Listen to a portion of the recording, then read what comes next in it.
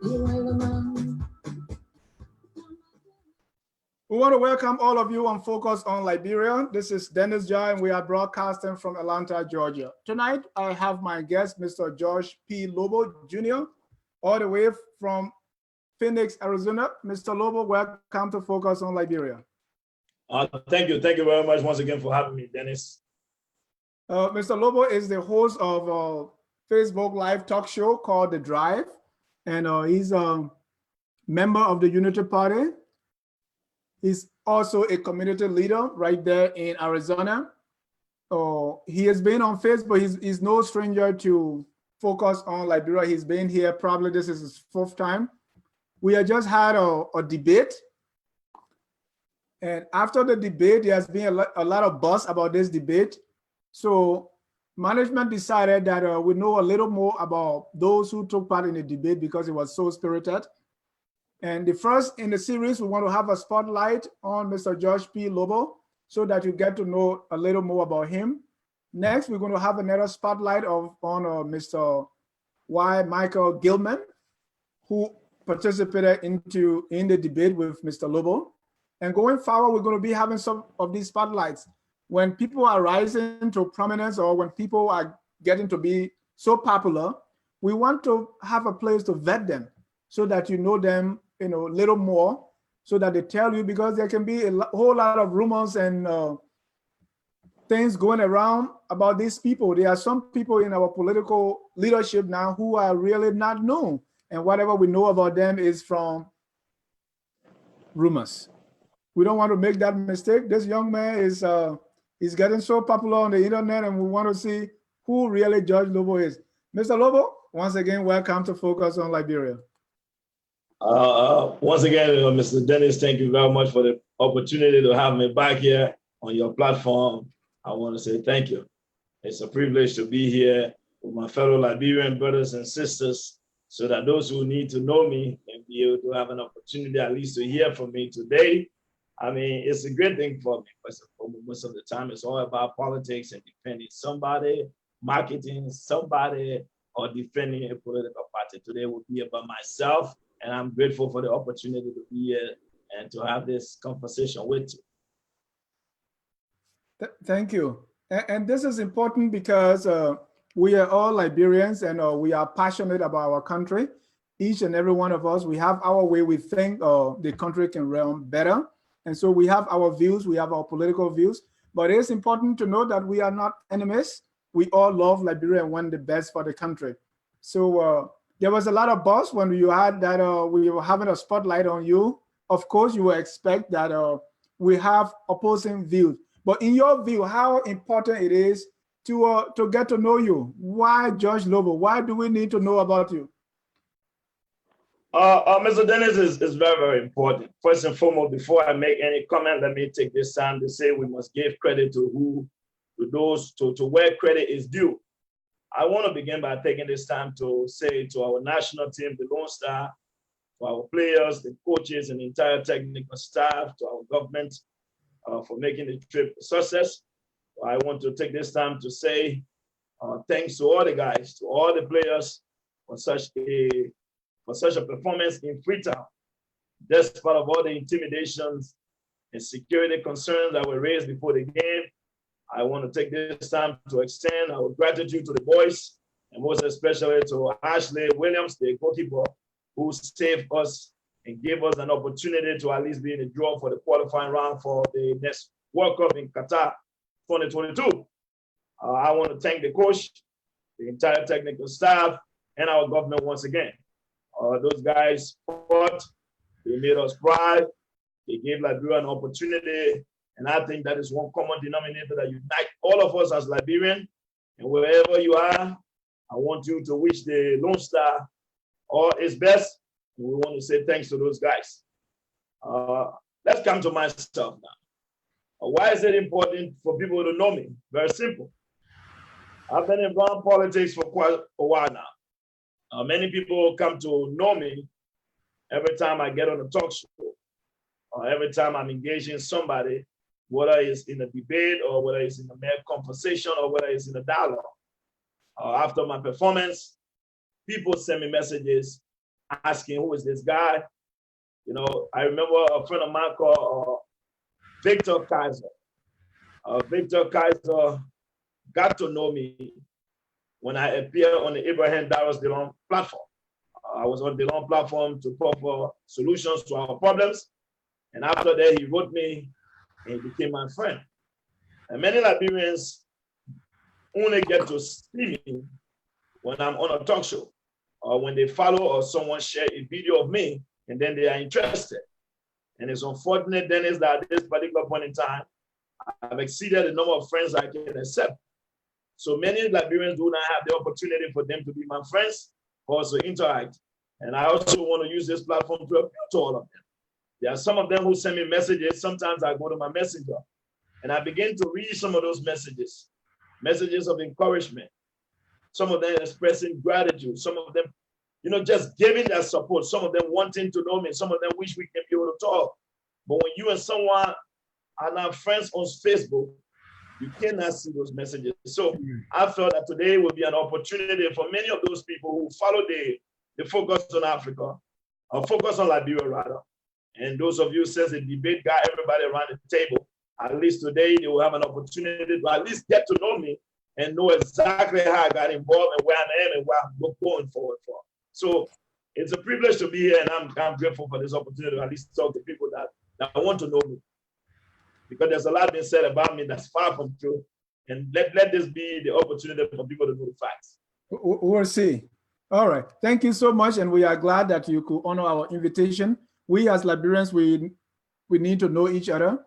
And it's always a good thing. So let's start by who is Josh Lobbo? Give us a brief biography of Josh Lobbo, where you were born, your parentage, and if possible, your early childhood. My name is George Preston Lobbo, Jr. I was born in Phoebe Hospital, which is in Swakopmund District, Bangabong County. I grew up in Phoebe, spent some time as a little boy, attended Phoebe Lutheran School, lived in SKT for a little bit, and then left Liberia 1990. I was in Sierra Leone for a little bit, lived in Kwemenu for some time, and then I went to Conakry. I lived in Conakry for a while from 1990 to 1993. In Conakry, I attended French school there where I learned how to speak French as my first language. In reality, I spoke French as my first language before English. I stayed in Conakry, living in Matoto, back in the canton, around back in the canton Pierre. And then I went to school in Media while I was in Conakry. I left Conakry in 1993, moved down to Masanta with my mom, where I met my brothers. We all united there. We lived in Masanta for a while, and then I returned to Liberia in 1994. And then we stayed in Phoebe. Then Banga fell. And after Banga fell in 1994, once everything subsided, we went into Ivory Coast again, where I live in Danane on Ladura Road, Tennessee Martin Catholic School. And then when I left Danane in 1997, to be precise, August 1st, because Chancellor inauguration was August 2nd. I entered Liberia August 1st, the day before Chancellor inauguration. And then my dad was then, I think, the administrative manager or chief accountant to Cocoa Raw Plantation in Nimba. And so I stopped in Ganta. And then I lived in Ganta for a while, where I grew up and established some of the strongest relationships for a lifetime now. And I lived in Ganta and then went to St. Lawrence Catholic School in Ganta, where I ran through high school there. And then I left Ganta once I graduated from the St. Lawrence Catholic High School. I moved to Monrovia, where I enrolled at the College of West Africa, which is CWA on National Street. In Monrovia, I lived on the bypass and then graduated from the CWA in 2004, August 15. In 2005, when the Liberian election was heating up, as a young man, I got heavily involved in national politics. To Shiva Brown and those of the Liberian Party will tell you. I was district number 2 campaign manager for the late Nathaniel Richardson. I brought Vani Sherman to district number 2, where district number 8 was then district number 2. It was never district number 8. I brought Vani Sherman in that district more than 3 different times. One of our last time was at the GW Gibson High School, where I hosted Councilor Henry Barney, go to Nabi Shema, And after that, I continued to follow national issues and got involved. When the Liberian Action Party joined the Unity Party, and then I became a member of the Unity Party. Officially in Liberia, the political party that I registered with is the Liberian Action Party. But as you know, there's no more Liberian Action Party, it's now the Unity Party. So that is how I am a member of the Unity Party. So I come from LAP to UP. After that, stay in Monrovia, went back and forth. We went up and down with the 2005 election, traveled with Vani Shemon, some parts of the country. As a young man getting involved, I was district #2 chairman for ProShare, which was the promotion of Vani Shemon for president. That drew my interest in national politics. As I got in it deeper and deeper, then I got to understand why people wanted to be involved. But as a young man with my age, you know, in Africa, there's this understanding that age has a lot to do with how you think and what you say and where you should be, which is totally wrong, completely wrong and unacceptable in this 21st century. But as a young man, I never allowed those challenges to stop me. I continued to move forward. And one thing about me, anybody who knows me will tell you, when I join an organization, my goal is always to go to the top. Even when I go to a job interview, I always tell the boss that my goal for being here is to either replace you or replace your boss. I did not come here for you to stay my boss forever. Complacency is not my thing. I always want to reach to the top. If there's room for that, that's what I wanted. So I've been involved in national politics since then. 2011 election, because I was out of the country, because I departed Liberia February. I left Africa in February 2007. Okay, Mr. Lobbo. In the States where I continue. 2007. Yeah, we will get to that. I still want to see your childhood and what did you do as a little boy? You played soccer, you know. What were some of the things you involved in? And then in high school, did you take part in student politics and things like that? You go fishing for bullfrog, those kind of things. Oh, you know, to be honest, Mr. Dennis, growing up as a child, my best friend have always been my father. My dad have always been my best friend. So most of the things I know comes from my dad. And that is why I'm always said I'm grateful for my dad. But in high school, you know, in Africa, soccer is one of the biggest sports. So early childhood, we all got involved with soccer. But I see that I decided to get involved because when I lived on the bypass, I was heavily involved now with basketball activities because basketball was the most popular sport there. So I got involved in basketball. And then I remember I was playing for the third division basketball for Cardinals at the YMCA. But apart from that, in school itself, I was always very active in school. I was always involved in the leadership side. The only problem I always had growing up in high school was that, you know, in high school, for you to be the prefect, you just need to have the highest average, right, in the class. Normally, the man with the highest average is the prefect. So I always had the highest average in most of my classes, like especially up to 9th grade, junior high level, yeah.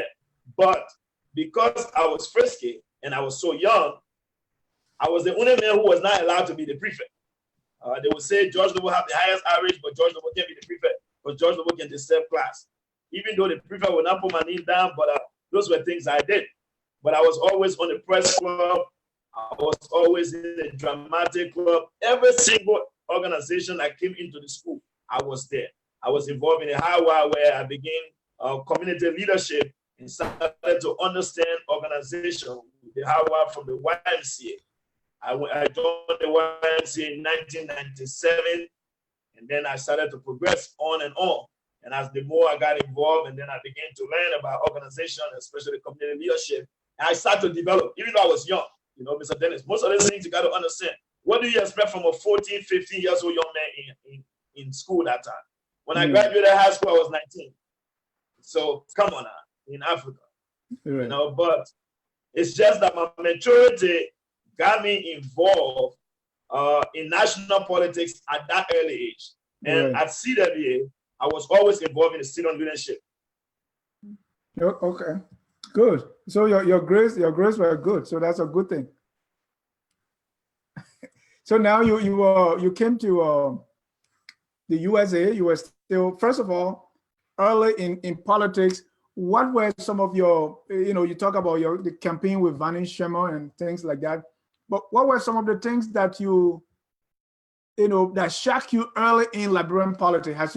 What were some of the things you look at and say, oh wow, is this really how things are?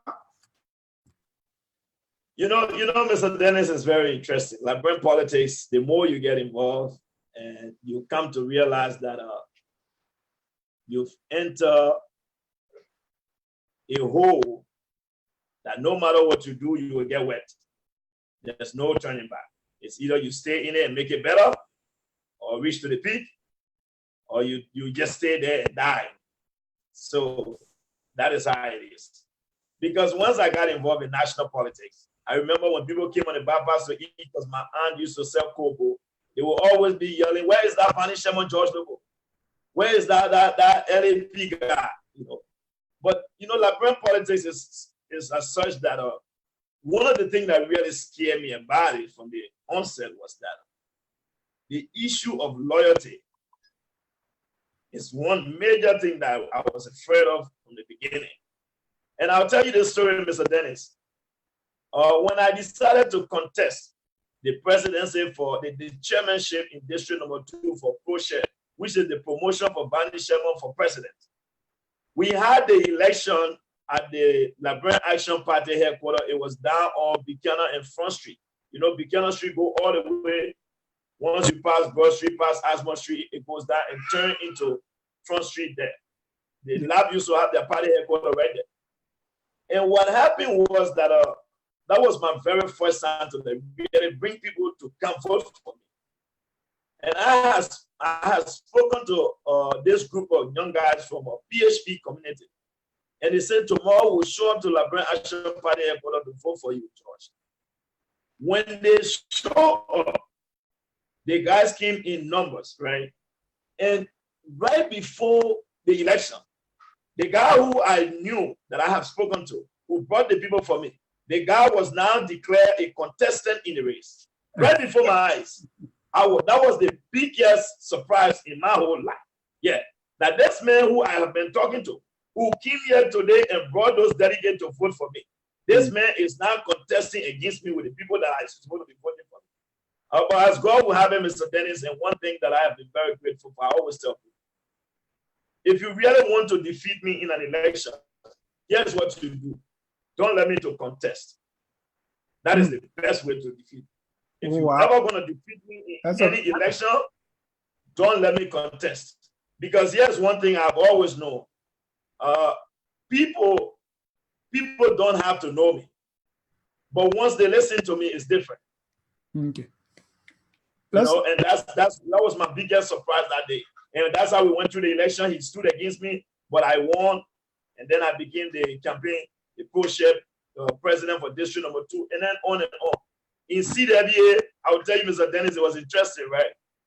In CWA again, the school said that when you're in 10th grade, you will not be allowed to be the Secretary General for the camp.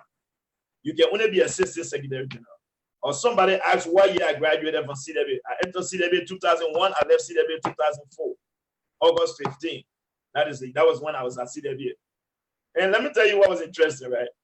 So when I was in 11th grade, our ROTC teacher established a Red Cross health club, because the Red Cross come from the Battle of Soforando.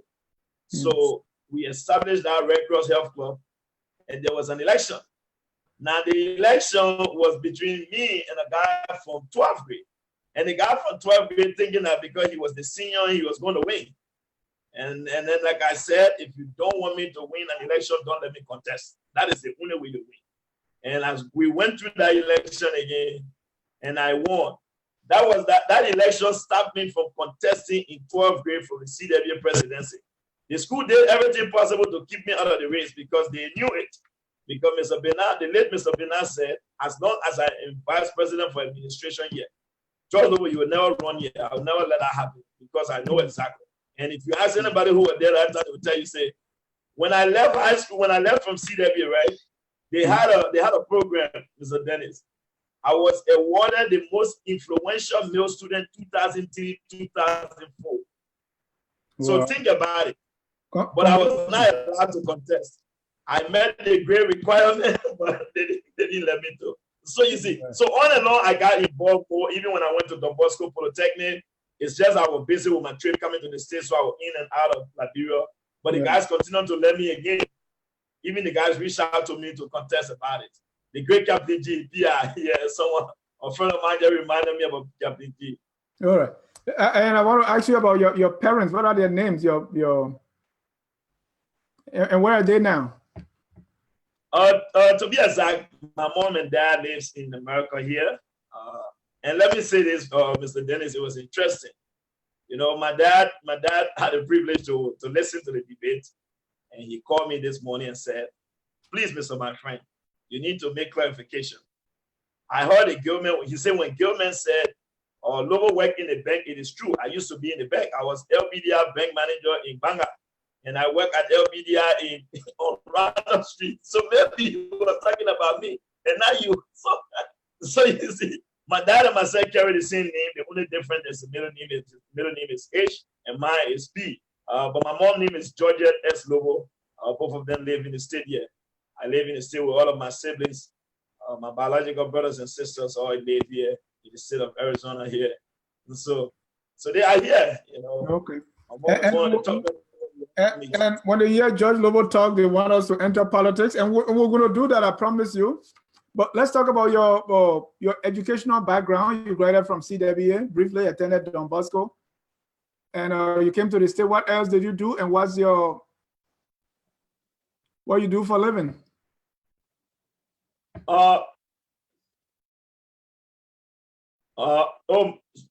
Yes, what happened, Mr. Dennis?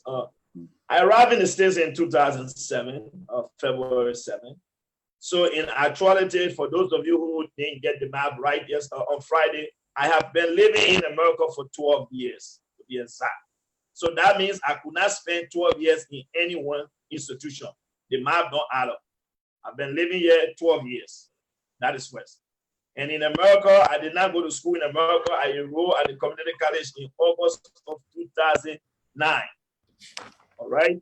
Because they said I had to wait to stay in the state 1 year to be considered in-state student so that you don't pay out-of-state tuition. But then my own timing, I decided I would go to school this year, and then I went at that time. So I enrolled at Phoenix College in 2009, like I said yesterday. In 2012, I obtained an associate in business, and then I transferred to ASU in the WP Care School of Business. At ASU, there were ups and downs because in 2012, June to be exact, my mom got seriously ill, and as the oldest sibling, and I was responsible for her. And up to now, I hold my mom power of attorney. I will keep it right there. And on as my mom and I continue to battle illness, and it's been very, very tough. But whatever have happened to me, it's not an excuse. That's where I start. As God would have it, while I was at ASU, completed all of my 400 level classes. My 2 classes left there is public policy 200 and supply chain management 300. My major at ASU is majoring in business with interest in public service and public policy. So what I do for a living in America, I've worked in different jobs. My first job in this country, I used to work at the airport, where in 2 weeks I used to clean the aircraft. I was a lead, but I didn't like the schedule and I left. And then I transferred. I worked for a distribution company. I worked for what is now, it was Advantage Logistics, but it's not changed to Kroger. And then I left Kroger. I was at Kroger when I left. It was in 2014. And then I went to Amazon. At Amazon, I left from there while I was a tier 3. Amazon has this, they got tier 3. I had completed my training to be area manager at Amazon, but they kept on giving me the run around, and then I got upset and then I left. I went to Allstate where I worked as a claim adjuster for a little bit. I was at Allstate when I had accepted the job offer from Wells Fargo in 2015, October to be exact. But I told them that I would start in December. My start date at Wells Fargo was December 7th. And I worked at Wells Fargo where I left Wells Fargo May of this year. And tomorrow again, I start a different job with a company called Access MASS, ASSETS, MASS. Right now, I have been hired by the U.S. Census Bureau. So as I speak to you, I have 2 of those jobs, but I have to let go one.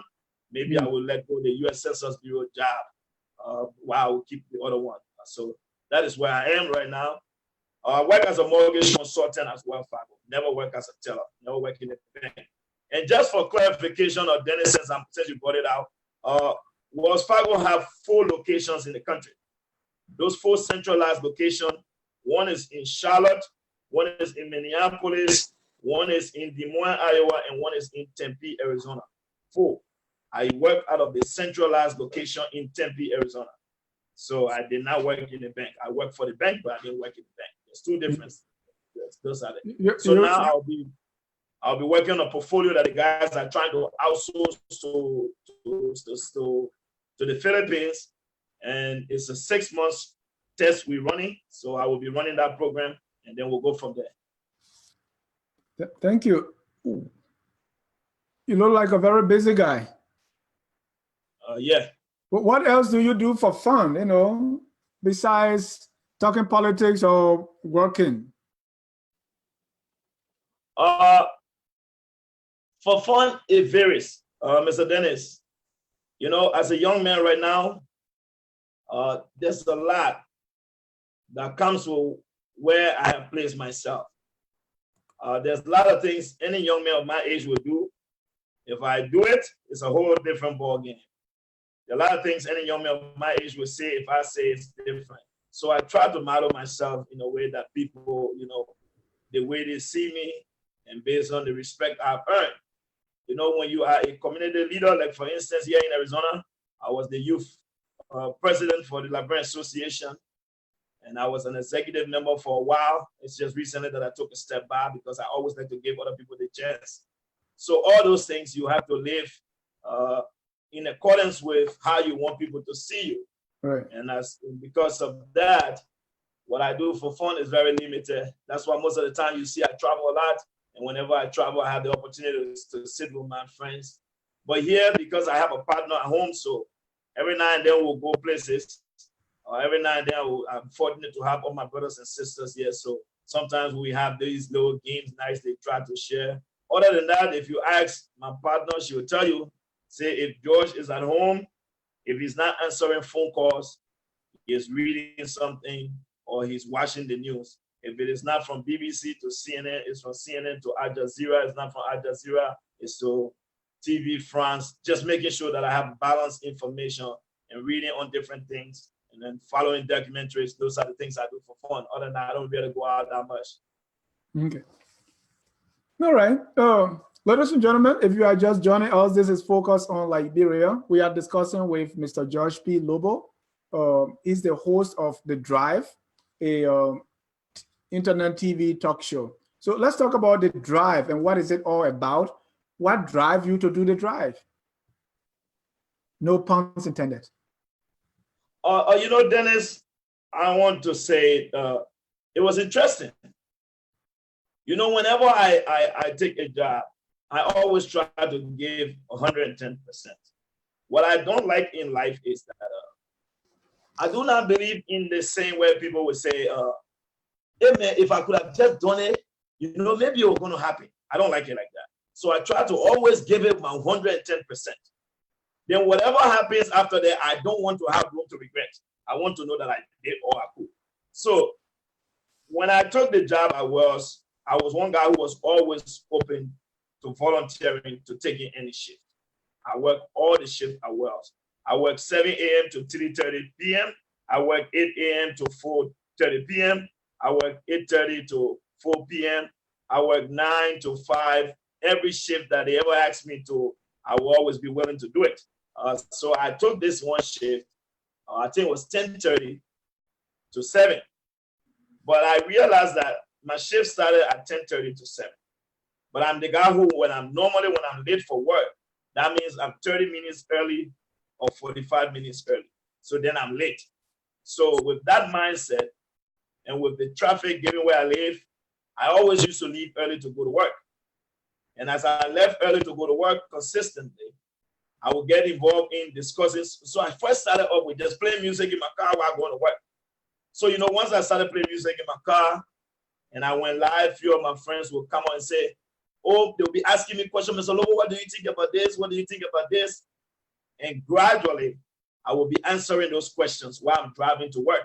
So sometimes I will get to my job, I will park in a garage at my job site, and then I will answer questions, and then I will discuss with people, and then I will give recommendations. And gradually, people got more interested, and people wanted me to continue to do it. So I made it a habit that every time I'm going to work, I would dedicate 1 hour, 30 minutes to discussing national issues on my way to work. So on my way to work, like when I come home, I will read, and then like I will analyze what I read on the drive while on my way to work. That's how it started. But gradually, the drive continued to grow. People got interested. Many people got connected to it. Many people started reaching out to me. Many people will call me and say, George, some of us really want to speak out, but we are not able to speak out like you do. When you speak for all of us. Please, you got to continue. You know, Mr. Dennis, at some point in time, I even stopped the drive for about 2-3 months. When I stopped, my partner will tell you, people reach out to her and said, please, ma, I beg you. We know we take us some of your time. Can you tell George, even at 1 hour he will give us, let George think about it and come back to doing this. I took almost 3 months off. And then after multiple calls, you know, Mr. Dennis, they say, sometimes you don't see what you have in yourself, you know. People see through you. So people, as they reach out to me, then I say, okay, I will come back. I will do the drive Monday, Wednesday, and Friday. That's how I started the drive. And gradually, the drive continued to build momentum. People got interested.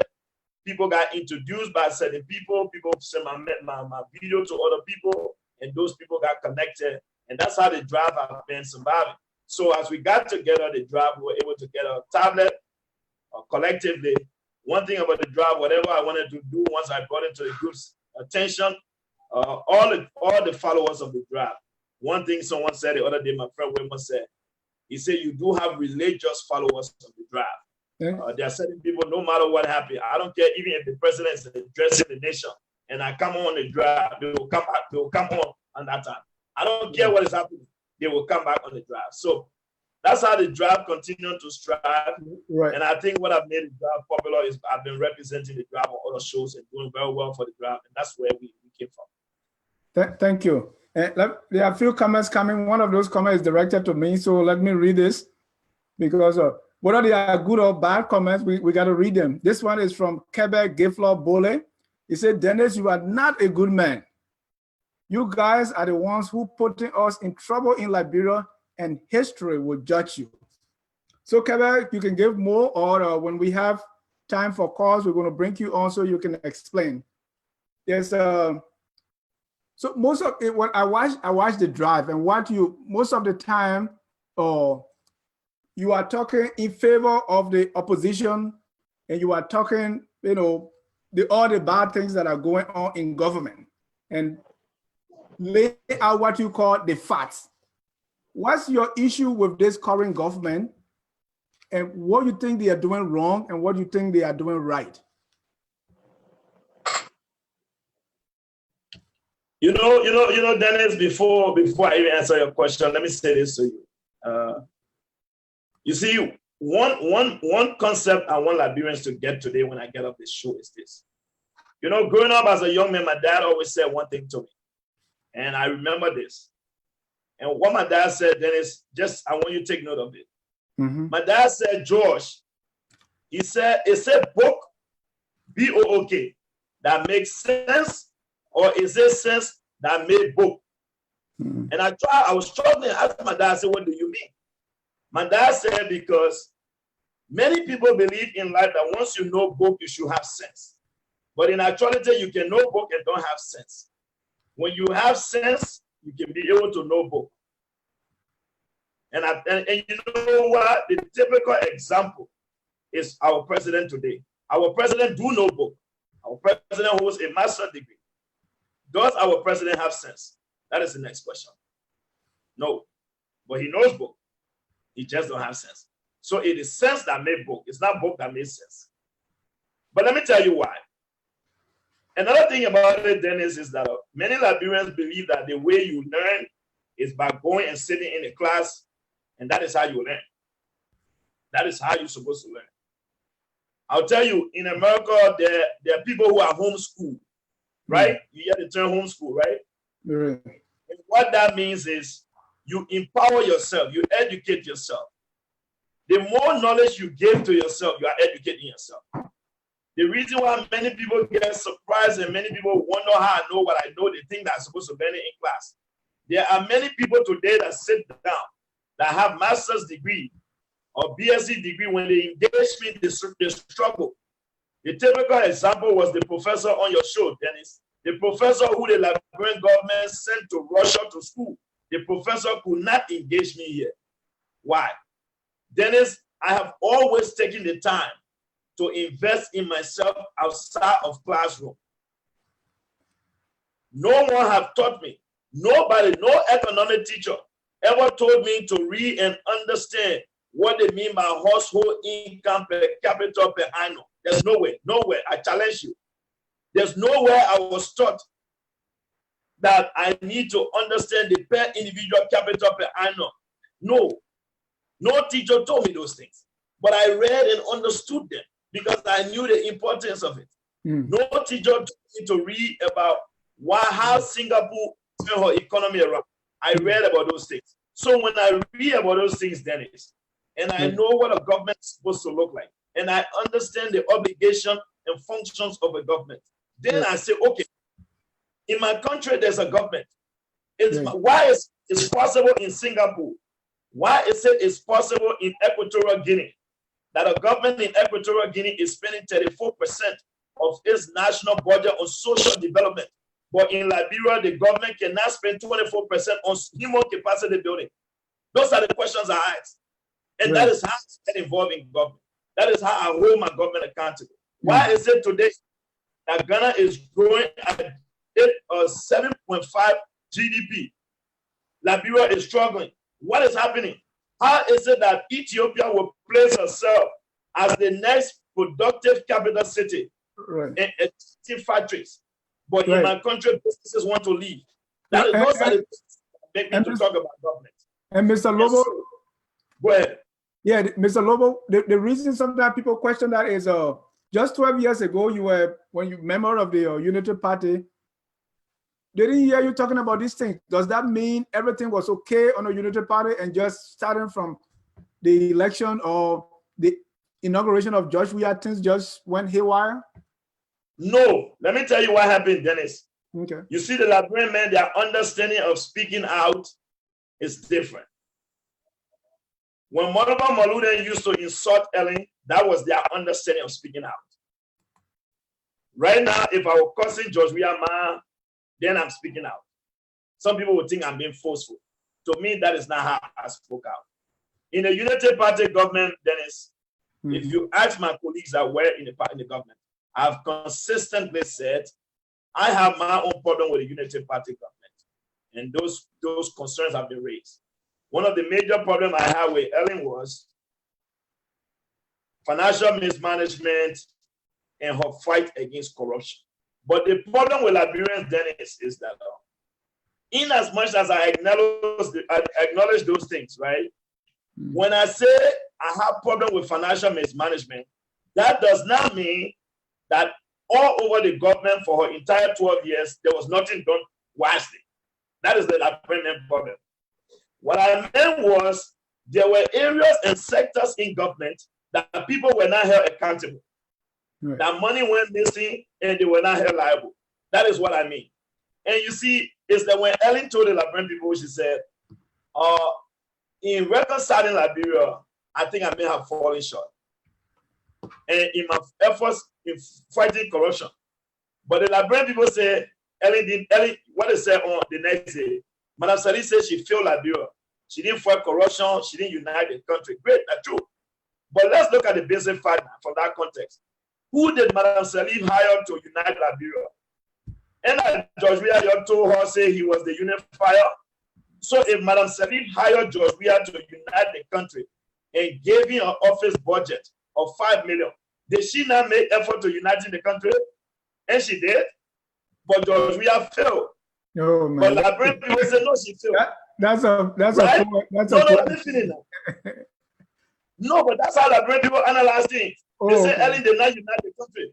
But Madam Salif hired George Weah, who you say is the doctor for to unite the country. He is the unifier. The woman said, okay, since George is the unifier, I will hire him, and gave him a budget of $5 million. He was working at the Ministry of Internal Affairs. What did George Weah do? And he brought J.J. Okocha, Kanu won't go then to Liberia. Did that unite Liberia? No. Now let's go on the issue when I talk about financial mismanagement.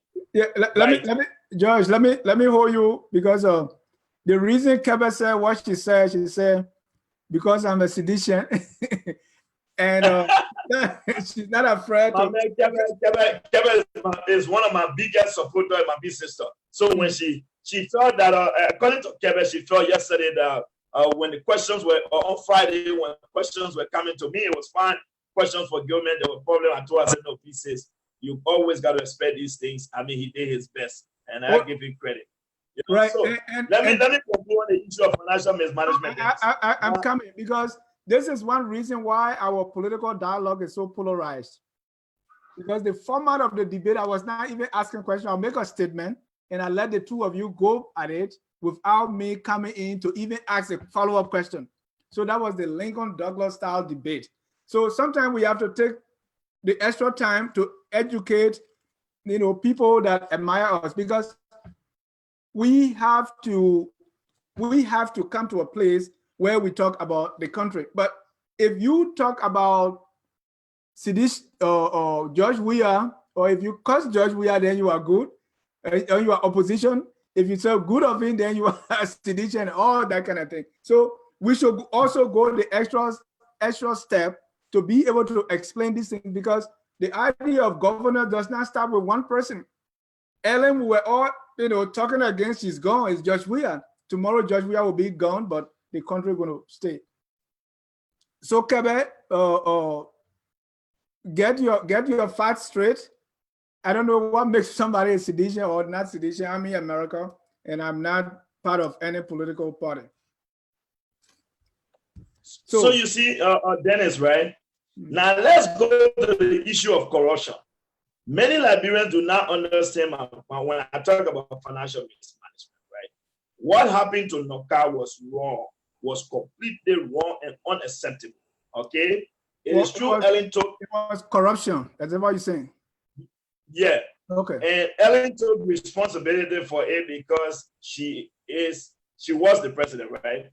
But let me tell you now, when we discuss Noka, they agree with me though when I say about those things. Now let me say this to you, Dennis. For you to be able to know whether progress was made or not, you first want to look at where you were before, where you are now, and where you are heading. That's how you'll be able to tell if you made progress or not, right? Now, let's look at Liberia. One, the institutions were there when Ellen took over, right? Now, we know that Judy Bryant government time, it was corrupt, it was a transitional government. Okay. Madam Salif came in with this Harvard train, wanted to fight corruption, public enemy. Now, it is hard for you to convince anybody and say nothing was done in the fight against corruption, because then you will not be honest. Because in reality, my good friend and brother Israel Akizaya, who is in CDC government, was fired from the car.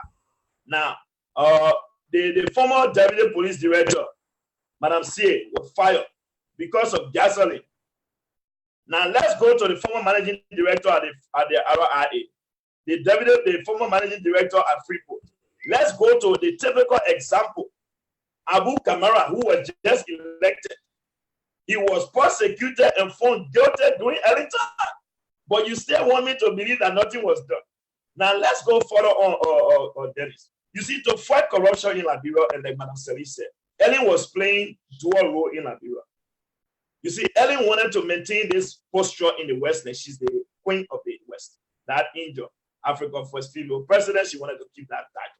Now, She also wanted to be seen at home as this iron lady, as this tough woman. Now, it was difficult because you could not be in two places at the same time. What do I mean by that? What did Madame Sali say? Madame Sali said, okay, my job as the president, I can fire somebody for corruption, but I do not have the constitutional mandate to prosecute anybody. In which, of course, you can't argue that. The prosecutorial power in Liberia lies in the hands of the judiciary, the justice ministry, through the judiciary, the court systems. Now, what did Madame Salif do? Madame Salif, to make it easier for her, Ellen sent a bill to Congress, right? And Ellen said, let us establish a fast-track court to prosecute financial crime and corruption. What happened to the bill? And the bill died to Capitol building and then leave it there. So you see, Ellen was smart in shifting responsibility, shifting the blame. So for me, those were my problems. And I felt that Ellen should have pressed on the legislature a lot. Ellen should have gone all out to make sure that the bill was passed to establish the fast track court. That is what I wanted. So when you see me, I say my own disappointment with the Unity Party government. Those were the things. And let me tell you, Dennis. Thank you. I want to bring in some of our audience because we've gone like an hour. So if you are following the discussion, please call us to join. The number is 978-726-6965. George, do you have ambition to become president or any elected official one day? You know, let me answer this question and lay this question to rest today. The Constitution makes it clear that power is inherited in the people. Mr. Dennis, who becomes president in the Republic of Liberia is decided by the Liberian people. Right. As a young man, what I can say to you is I am a very ambitious young man. And with my being around national politics, with my being involved, Mr. Dennis, my goal was never to be a politician. And many a times, you and I would talk personally, in private. And I always make it clear, I do not like to be labeled politician, but I guess I have to take it. I will say this to you. Whatever will happen in the future will be decided by the people. At this particular point in time, I have things to take care of.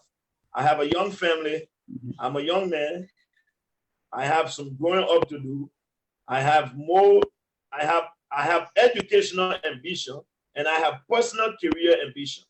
I believe that I want to accomplish those goals that I set for myself. There are standards that I have set for myself, Mr. Dennis. And I've said it very, very clear. Even to take whether it's a director, assistant director job in Liberia, if I don't meet those educational goals that I set for myself, I will not do it. I've been very clear on it. And who becomes president will be decided at the appropriate time, and that should be done by the Liberian people. But I want to be very, very clear. No, Mr. Lobbo, what I'm asking is if you have the ambition. I'm not saying what the Liberian people. Mr. Dennis, I don't believe in hypotheticals. What I like to do is I like to set realistic goals. Okay. I'm a very ambitious young man. Thank you. I've been very, very clear on this. Okay. I am an ambitious young man, and I will do all I can. All I can. I believe in public service, and that means serving the people. If I'm asked by the people and the time is right, being asked is one thing, Mr. Dennis. You got to understand. This is where many of us are doing. No, I get it. I get it. Let me bring on a color. You say when the time is right, and then when you are asked, you will do it. So I get it. Okay, call out your name and where you calling from. My name is Ben, and I'm calling from Minnesota. How are you? Can you say that again? My name is Ben, and I'm calling from Minnesota. Ben, welcome to Focus on Liberia. Your question or comment? So I have two questions to your guest. Okay. The first thing is that how in the world can he convince any of us that he was a part of a party that had deceived the Liberian people, and now he wants us to go back to that same party? What makes you think that he has the courage to tell us that we should go back to the same party that led us for 12 years and did nothing for us, and they gave us George we are? My second question to him is about his candidate, which is Darius Dillon. Am I allowed to ask that question too? Yeah, go ahead. Conclude. Right. 15 seconds. So, yeah, my conclusion is that when I look at Darius Dillon's form, that his access declaration, there were spaces there that he was asked to tell us where was his last place of employment, and we know that he worked in the Senate 2 different times, and he left it blank, and he did not put anything in those spaces. So, is there any reason why he did not put his last place of employment? Thank you. Thank you very much. All right, let me answer this question because I don't want to get it mixed up. Please, Dennis. While I'm here, let me answer the question real quick. Yeah, go ahead. Here's what I would say to you. First and foremost, you see, Mr. Dennis, going back and forth defending the Unity Party now, technically, it's not necessary. But I guess since I'm on here as a guest and that's my party, I will do it. But I really don't want to spend my time on it because, to be honest, it's irrelevant to be discussing the Unity Party when we have a government that has been in power for over 17 months. It's not relevant. But let me answer this question here real quick. If you truly believe in yourself, that a government that inherited a country with all its institutions dead, with no functioning army, no stable economy, and what the Unity Party government left in 2017, if you believe that was bad, that was a failed leadership, I tell you to praise George Weah. Then we should salute the CDC government. If your understanding of what governance look like, that the UP government was bad, then I think we should not complain about George Weah. I think the CDC government is doing relatively well. Because when we took Liberia and when Ellen took Liberia in 2006, your national reserve was 6.5 million. When she gave it to George Weah, she gave it to George Weah at $154.8 million. When we took over Liberia, there was no functioning army. We came from a transitional government, the NTGL government. We left Liberia with a functioning democratic society, stable environment, with financial institutions being established. The only time the Liberian economy went below 4% was as of 2013, the Ebola outbreak. But if you can recall, because of the Unity Party government, Liberia was ranked the second fastest recovering nation behind West Germany. Why do you think they did it? According to the UN, is it because anyone, the UP government did nothing? Let's go to development. I don't know where your argument. Let's go to development. Madam Salih paved 700 kilometers of road. The road in the First Harbor Highway that was paved, is that not development? What is government function? The Somalia Drive we left, is that not development? The ministerial complex we left, what is that? That is not development. The pavement of the streets in Monrovia, the hydro was completed there for the last 20 years. Madam Salih got it on. Whatever condition she left it in, the fact that she got it started, is that not development? Madam Salih left a functioning, respectful police, ranked number 2 behind Senegal in West Africa, 17 on the continent of Africa. Is that not development? Liberia had a seat at the table on the international stage. Madam Salih secured a $4.5 billion debt waiver. What are you talking about? What is your understanding of government? Listen, let me say this to you, fellow Liberians. Every government will have. Let's go to the second part of his question. So, let me address this issue. I can take questions. I want to deal with the issue here, or I can't just take questions. Let me address the issue one or for all. Let me tell you, every government will incur challenges. What we look at is what was done to solve those challenges. When Madam Salih took over, how much was a registered nurse making in Liberia? $15. A medical doctor was making $150. By the time Ellen left office, a registered nurse was making $300. A medical doctor made $1,050 depending on the location. Yet you still sit there and tell us nothing was done. If you believe nothing was done in the last 12 years, then we should be praising George Weah. That's all I'll answer on that. Let's come to Darius Dillon, sir. Mr. Dillon is a senator. Mr. Dillon declared his asset. I think what you guys should be doing here, the most fair and genuine question to ask is for you guys to ask other lawmakers to declare their asset. Even if the form is incomplete, even if the form is not correct, even if it is not filled out properly, let the other people do it too. That in itself is an example of good leadership, of great public service. That in itself is an example of transparency. And what I want some of you people to do is to call on whatever lawmaker you've supported to follow the example. Let's know what they're making. That is how we should put. You see, it is not asking these questions about somebody. Mr. DeLong, when was the last time you can recall is lawmaker declaring an asset, whether it was done rightfully or not correct? When was the last time? We should be commending Dr. DeLong for mustering the courage to do such a thing. We should be commending Dr. DeLong for deciding that he's going to take nothing more than $5,000. When was the last time you saw a lawmaker say, I will give back my money? So listen, to question Dr. DeLong's action, and let me say this to all of you, and to you citizens that listen to me, I know what you guys' plans are for 2020. I know who you guys intending to bring 2020. Even if you tell George we have to resign and run as senator with disgrace George. And in 2020, if you don't believe it, put us to test. I will be in Liberia. We'll defeat you in 2020. That is my answer to that question. Thank you. Another caller on the line. Call out your name and where you calling from. This is Dr. Martin Kula calling from Atlanta, Georgia. Dr. Kula, your question or comment? Well, my comment is this. Mr. Lobbo, I enjoyed the debate that you had with Michael Gilman, and I understand that you wanted to keep it clean and not go personal, but he kept going after you, and that's probably why you're on today, to talk about yourself and what you do and so on and so forth, and have a spotlight on you. But the reality is this. I think he threw a monkey wrench in the debates to get you all off balance. And I think what you should have done was to talk about the mediocrity and the incompetence that exists in the government that Michael Gilman supports. And Michael Gilman indicated to us that he has 3 degrees and so on and so forth. But the reality is, from what I understand, he works as a security guard in a building where when you come in, you sign in is all he does with that degree. So you should have asked him what he was doing with the degree, you know, and like you said, he's a pathological liar. From what I understand, he lied on his asylum Dr. Kula? information, and because of that, he was denied. So next time, put this man on the spot and put the government on the spot that he supports, because it's full of mediocre people. Okay. Thank you, Dr. Kula. Let me respond to Dr. Kula real quick on that, Mr. Dennis.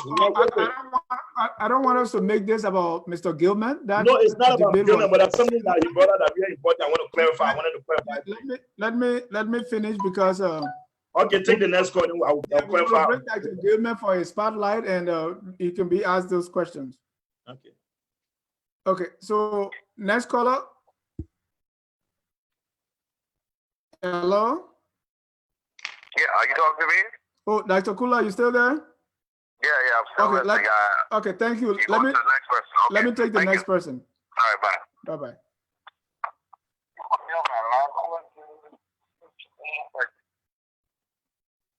All right. Oh, okay. We lost the caller. Okay, let me respond to that real quick. Let me say something on that, Dennis. Very important. Dr. Kula, I want to say thank you first and foremost for that. He was right. But here's what I wanted to do, Dr. Kula. Mr. Dennis had agreeing and committing to issues we're going to talk about. It's unfortunate that Mr. Gilman could not uphold his commitment. And let me say this. I know a lot more about Gilman than anybody thinks. I know Gilman, when he arrived in this country, the man whose social security Gilman worked on when he was in this country first. I know that.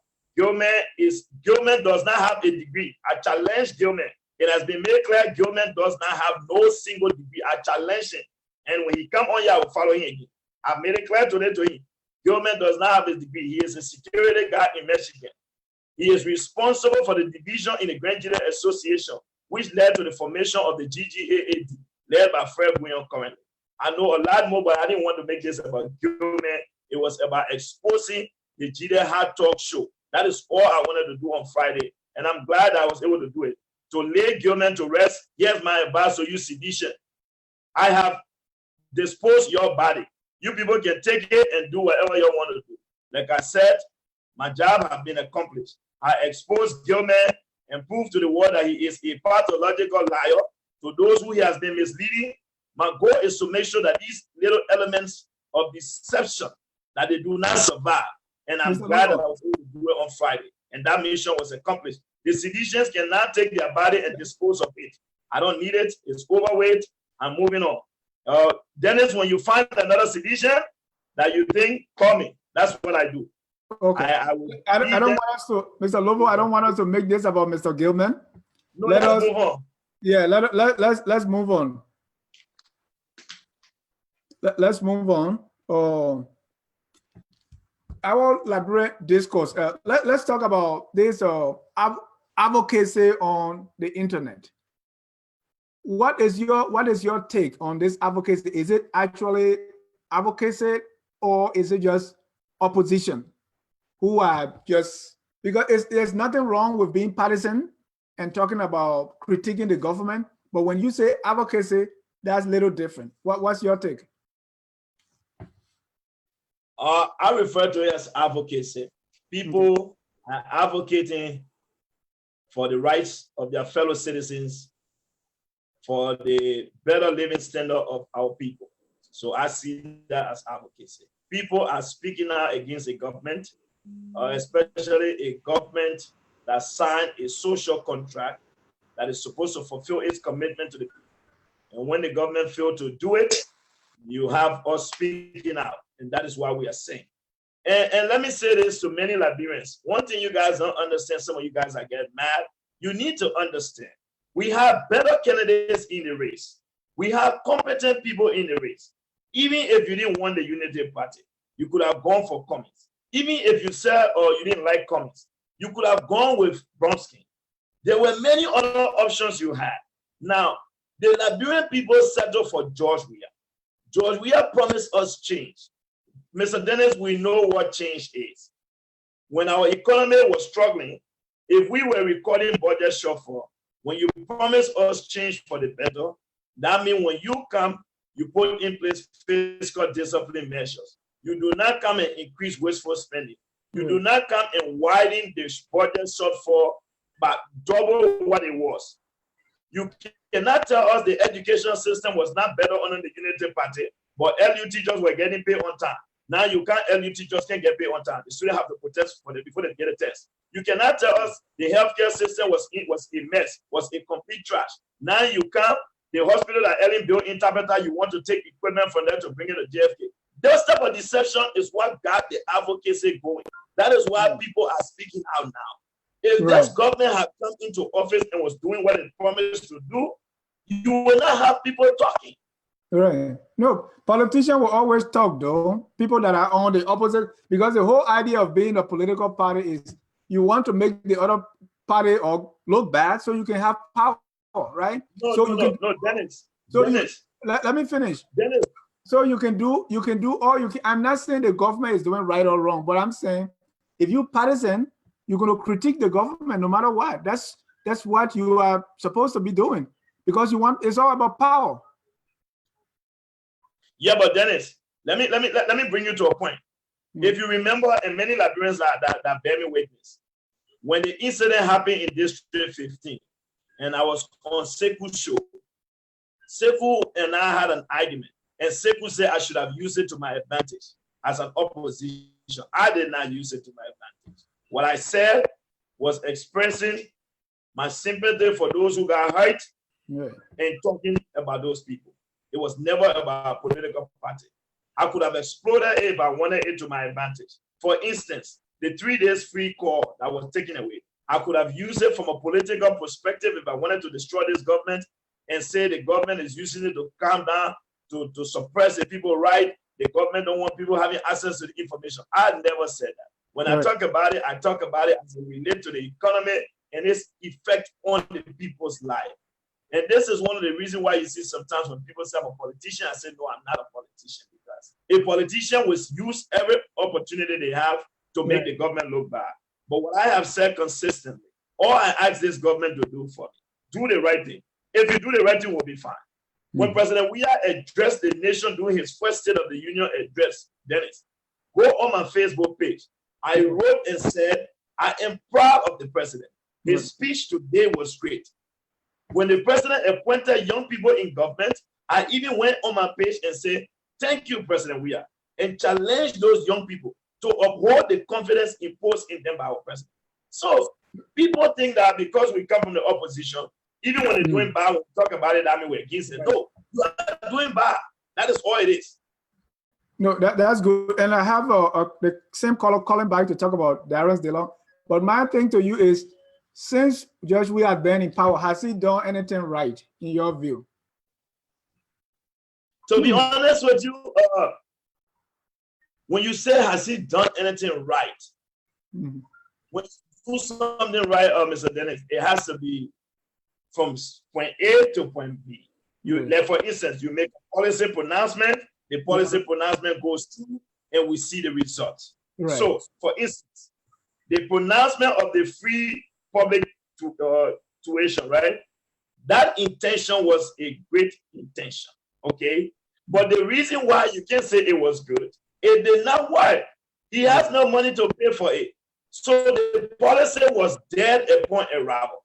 The intention was good, but the policy itself, the prescription of the policy was bad. It was not carefully thought through. So the reason when it comes to George, then for instance, George Weah had good intention. He appointed young people in government. Okay, great. But what is public service, Dennis? Public service is where competent, experienced people come to give to their country. It is not where incompetent, inexperienced people come. It is true you want to empower young people, but that does not mean you do it at the detriment of the community. So his intention to empower young people was good, but in actuality, it's hurting people now. You have a city mayor who cannot even clean the city. The first job is to clean the city. He can't do it. He's a young man. It is a good intention to empower such a young man. But is he competent to do that job? No. We can go to Alvin Wissett. What precedent is President Weah setting? Alvin Wissett was expelled from the nation's highest institution of learning. His intention to give Alvin Wissett a job was a great thing. But is that good? No. He is the assistant minister for research and development. So it is hard for me to pinpoint at anything, except if you say, I will give the president the Doe community role, because even though the role does not offer any economic solution or returns, but according to the president, his role at Doe community was for a boyfriend to go visit his girlfriend. So he achieved it. So anybody who want to walk on that road to go see that girlfriend, and what the president said, the president built market houses. The president is building military hospital. When will they get completed? Do we have doctors for it? So those type of things you want to give it to him, yeah, that's it. I can talk about it, but for me, the military hospital, until I see it work and I see enough medical staff, to me, that particular decision is still wrong. Right, and I have, before I even bring out the color, before I forget this, that I think that's the major problem, because we look at these physical things, we don't look at the underlying, system changes. Okay, and this has not been a problem with just this government. We want to see buildings, we want to see streets, we want to see, but those things that upon which those infrastructure are supposed to function, most of the time they are not in place. That's it. But let me get Jonah on the call. Jonah has a follow-up. Ben? Yeah, hi, Brother Lobbo. For you. Please, can you tell Jonah to speak louder so at least I can hear his question? Jonah, I'm good, brother. All right. Yeah. So, Brother Lobbo, I listened to the answer to my question, but it seems as though what we are trying to insinuate is that in as much as a person was able to make an airport, we should just accept it, even if it is wrong or not. And I want to take it back to the Constitution. The Constitution requires that every member of the House, both houses, should make their assets. They should declare their assets. But if you want to make it public, it should be true. The question is that this young man made a lot of statements on that form that don't seem to that do not seem to be true. How is it you are telling us to bring people who you convince to say, no, this is the best man? Now you are telling us now that we should not even mind to even scrutinize the form that was filled out. In as much as he tried, at least he tried. We should just let him go. No, thank you. It's not true. Thank you, Ben. So, All so, right. so Okay. George, you are Dennis, let me respond to that question so we can move on real quick. Dennis, let me respond to that question so we can move on real quick. Here's what I said. Okay, and it's clear. All right. According to the caller, he's saying that Mr. Dillon worked in the Senate and it was not reflected on the form. However, what was the exact question? About how many years have you been out of job? We know that for the last 5 years, Dr. Dillon have not been working in government. So that is clear. So let's look at the timing. However, his asset declaration was to show what he owns, what he has in his bank account, and that is what he did. I'm not saying that when something is not done properly, we can't question it. My point here is that it's very simple. While we are questioning what has been done, can we also first ask other lawmakers to do it? Because what we are doing is, Mr. Dennis, we are questioning what he did. Okay, can we ask all lawmakers to fill out their own form? Because it is possible there could be someone that could get it. That's not his point, though. I mean, almost I hear the noise out there. People are asking for this asset declaration. So if like for instance, what I saw was just figures. I wonder, or if Mr. Dillon has the document to back it. Like if you say my house, for instance, costs 100,000, is it an appraisal? If you say my car costs, is it? What can he show about those things? That's how I was when I was looking at that. That's the question that came to my mind. Yeah, but Dennis, I'm not in Liberia. I don't know the criteria the government used to value assets. We know that in 2005, George, we had declared his assets, and some of his assets, I don't know the basis upon which it's evaluated. What I can say to that effect. Same question. No, I mean the same thing. You know, somebody say, "Oh, my car is 40,000." I don't know whether that's the money you bought it or that's the current value. Yeah, so Mr. Dennis, right? Mr. Dennis, so my next question would be, right, what is the criteria set to evaluate what the man declared? How do we evaluate what he declared? Or is he required to present bank statement? Does the Constitution go that far?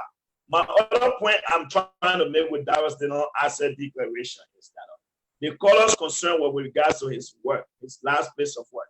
We know that since Dillon left the Capitol building when he was with Joel Howard Taylor and left, Dillon have not been in government.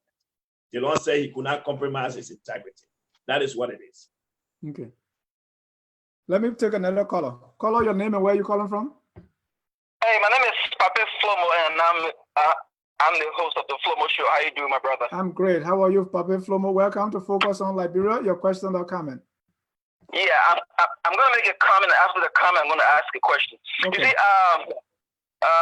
just forgive me here. My comment is not intended to demean or humiliate Mr. Lobbo, but it's just a fact. Mr. Lobbo, his his naivete is excruciatingly painful. That sometimes I wonder whether this guy really believes some of the things he said. He just said that. And even you try to correct him on that. He said if Joshua was doing the right thing, nobody will complain. The opposition will not complain. If Mr. Lobbo can tell me one country in this world, including the richest country, which is Qatar, because Qatar has a GDP per capita which is $116,000, and then the wealthiest country in the world, which is the United States of America, because they have a GDP of almost I think 21 trillion. There are still opposition that are still complaining. So for him to assert, for Mr. Lobbo to assert that if George Weah was doing the right thing, nobody will complain. If he can tell me one country in this world that there are opposition that are not complaining because the government in those countries are doing the right thing, then I think he can win an argument. But this is my question, though. Okay. My question to Mr. Lobbo, Mr. Lobbo is this. The last time Dillon said, well, first of all, he did not support, dual citizenship. But then later on, he changed and now he supports it. But then he supports it with restriction, right? One of the restrictions is that when the person is a born Liberian citizen, what does he mean by born Liberian citizen? I mean, let Mr. Lobbo elucidate or clarify what Dillon meant by born Liberian citizens? Because I'm confused here. Are those people, because there are certain people who left Liberia, someone like me, I'm still a Liberian citizen. My wife is still a Liberian citizen. We never changed our citizenship to United States, and we have our daughter. Our daughter, is she covered on the DeLong's plan? Let me answer that question. Thank you very much. Thank you. Mr. Lobo. All right. So first and foremost, let me answer the question real quick. For Senator DeLong. Hold on. Let me answer the question real quick. Mr. Dennis, here's what I want to say. Let's go to the first question. When we talk about the opposition, you got to, when you ask question in the context in which Mr. Dennis spoke.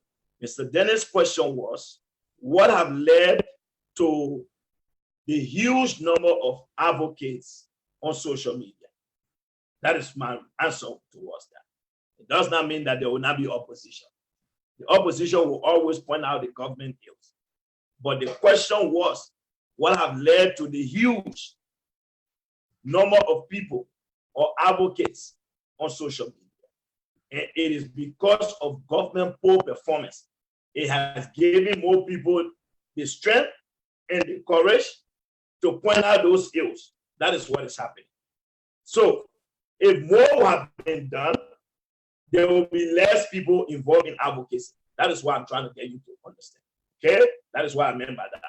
Now let's get to your question on Senator DeLong. First and foremost, I was the spokesman for the Abraham Darius DeLong campaign in the diaspora. All right. However, DeLong position is very, very clear. DeLong do support dual citizenship. Now, a few hours ago, DeLong was even on Sekou Show and he was answering those questions. However, Mr. Abraham Darius DeLong did not take a citizenship bill to Congress. First, he also said that the current bill in Congress, it does have restriction. He made it clear that upon his election, he was going to review what was in Congress and see what those restrictions were. And based on those restrictions, he will make his position. But he made it clear that he supports dual citizenship. He said whatever those restrictions are, he believes they should be minimal. If it has to do with the word you just used, born Liberian, you are right. Those born Liberians he was referring to, according to my understanding, that Liberians who were born in Liberia, who left Liberia, went to other countries, pick up other citizenship. Now the question has been what happened to those people? That has been the major problem. Because few guys who are afraid and intimidated by those Liberians who are born abroad and have acquired knowledge and skills, some of them feel that they are being back and having the same status will take their jobs. So they felt they wanted to put restriction. That because you were born here, you were Liberian, you left and went to, let's say you went on resettlement to Australia and they gave you status, you can't come back here and run for this. You can't come back here and be this. That was the position they came from. I don't think it went far enough with regards to what happened to two born Liberian parents, their child they have outside. And if you want to speak, first and foremost, here's what I would say when it comes to citizenship. It is not going to be up to you because in any country, that child, when it becomes 18 years old, that child has the right to decide on which country of nationality they want to take. That is not your decision. So in reality, it will be unfair to hold Darius DeLong for that because I have a son in Australia. My son in Australia has the right to decide which country he wants to be from. That is his right. At the age of 18, he will make that decision. That is not something DeLong has to. But when DeLong was speaking about born Liberians, it was Liberians who were born in the country that left the country as a result of war. Some of them who have traveled and got nationalities abroad, those are the people they were talking about because they tried to restrict them. And I was one of those guys who are against it because for me, I support dual citizenship 100% with no restriction. DeLong and I have argued on it, and I've made my position very clear on it. And that is my stand on it. And that is what DeLong meant. So. Thank you. And that's why I was asking whether you want to answer this question for Mr. DeLong, even though you are a spokesperson. But I don't know. Yeah, no, I didn't answer because I just listened to DeLong not even 2 hours ago. DeLong on Sekou Show on it. Okay. So, the whole attitude, or this whole thing in Liberian politics, sometimes I term it as cultism, political cultism, because you see that the atmosphere is so polarized that people support this side hardcore or that side very hardcore, and there is no gray areas, there is no compromise, there is nothing in between. I think this is bad for Liberian politics, but we're not going to stop it. What I see is most of the time our focus is not on the what.